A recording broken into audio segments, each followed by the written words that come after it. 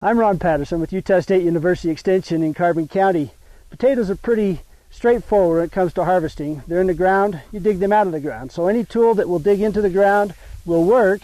You can use a spade. I prefer to not use a spade because I tend to get more sliced tubers, a little bit more damage, just slice right through them, and so I tend to not use a spade. I prefer to use a garden fork. Don't get quite as much damage typically to my tubers when I use the garden fork.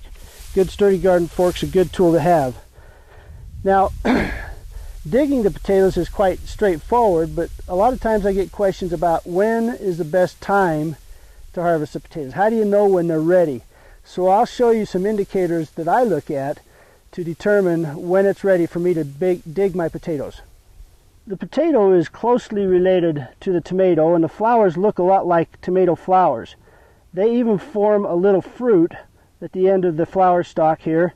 It looks like a tiny tomato, just a little ball, and then that ball will fall off. So that's one of the first things I look at, is when the ball falls off, not the flowering itself. After the flowering, it forms a little ball, the ball falls off. Then I start checking for other indicators. This is a pretty good clue that you're going to have some of those small, really nice potatoes. So once the little fruit balls have fallen off from the plant, I start checking the ground for fissures. If you've got a heavy soil, a clayey soil, as those tubers expand, they'll split the ground open. A sandy soil, you may not get that quite so much, but here I've got some nice fissures showing that I've got some tuber expansion underground, and I'm ready to start harvesting some of these potatoes. If you get them before, kind of between the fruit fall off and the fissure formation, you'll probably get small tubers, which are excellent for eating. But if you want to get a little bit of size on them, wait for those fissures to form. Now I use drip irrigation, so I have to be careful with my drip tube. But you start out about 8 to 12 inches away from the plant, dig down in, and pull them up. Now if you want to store your potatoes, that's a pretty good hill. These are just the right size for this fresh fried potatoes, really good. So if you've got a little bit of dirt on your potatoes, you may want to wash them off. If you're going to store them and they've come out of the garden quite clean, you probably don't need to worry about it too much.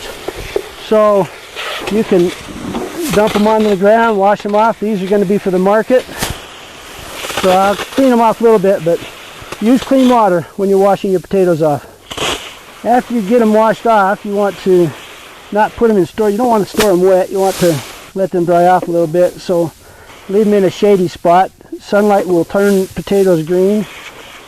So just after you get them washed off, then just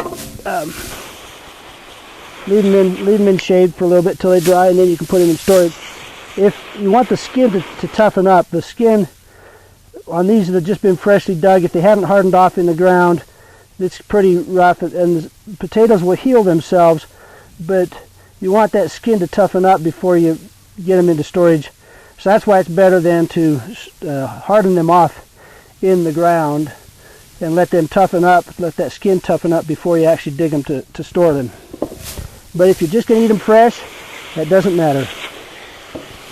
If you're just wanting some fresh potatoes to go eat for breakfast or whatever, as soon as the tubers start forming, they're very edible and very delicious. So there you have it. Just another way to have fun in your garden.